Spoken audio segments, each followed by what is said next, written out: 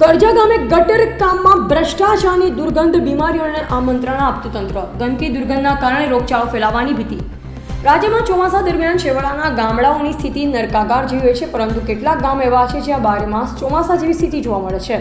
ગામમાંથી પસાર થવાના માર્ગ ઉપર ગંદકીના ઢગલા ખડકાઈ જાય છે, જ્યારે ગામના જાગૃત લોકો દ્વારા રજૂઆત કરવા છતાં કોઈ નિરાકરણ લાવવામાં આવતું નથી. ત્યારે વાત કરવામાં આવે તો અમીરગઢ તાલુકાના મોટા કરજા ગામે જ્યાં લાખો રૂપિયાની ગ્રાન્ટો વપરાય છે, પણ તેની હલકી ગુણવત્તાને લઈ સરળ કામો તૂટી જવા પામતા હોય છે. ત્યારે કરજા ગામના પરમારવાસના મુખ્ય માર્ગ ઉપર છેલ્લા 5 વર્ષથી ગટરમાંથી નીકળતું ગંદુ પાણી માથાના દુખાવા સમાન થઈ રહ્યું છે, અને આ જગ્યા આજુબાજુ રહેતા રહીશો પણ ત્રાહિમામ પોકારી ઉઠ્યા છે.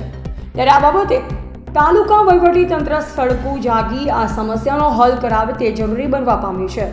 જિલ્લા વહીવટી તંત્ર દ્વારા જો તપાસ કરવામાં આવે કે છેલ્લા 5 વર્ષમાં આપવામાં આવેલ ગ્રાન્ટનો ઉપયોગ વ્યવસ્થિત જગ્યાએ કરવામાં આવેલ છે કે કેમ, અને કરવામાં આવેલ કામોની ગુણવત્તા તપાસ કરવામાં આવે તો અમીરગઢ તાલુકાનું ખૂબ મોટું કૌભાંડ બહાર આવે તેમ છે. પણ તંત્ર ક્યારે જાગશે? મોટા કરજા ગામમાં પરમારવાસમાં અત્યારે કચેરી બનાવવામાં આવી છે, તેની પણ તપાસ થવી જોઈએ. આગળ પણ ગટર લાઇનની કામગીરી થઈ છે, કઈ જગ્યાએ ગટર બનાવી છે અને કેટલી ઊંડી બનાવી છે અને કયું મટીરિયલ વાપર્યું છે તેની પણ તપાસ થવી જોઈએ. કરજા ગામમાં ભ્રષ્ટાચાર સિવાય બીજું કશું કામ થયું નથી. વહીવટદારો તેમના ખિસ્સા ભરે છે. જ્યાં સુધી આની તપાસ તંત્ર ન કરે ત્યાં સુધી અમીરગઢ તાલુકાના કરજા ગામના કરેલા ગામની તપાસ ના થાય ત્યાં સુધી કરજા ગામની ટોટલ ગ્રાન્ટના બિલ રોકી દેવામાં આવે તેવી ગ્રામ લોકોની માંગ છે. પત્રકાર નૈનાબેન પરમાર, મોટા કરજા, બનાસકાંઠા.